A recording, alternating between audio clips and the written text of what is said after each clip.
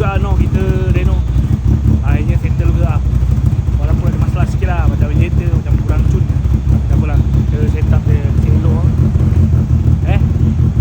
Jadi selesai lah Reno pada hari ni daripada pukul 11 pagi tadi sampai pukul 10 setengah malam.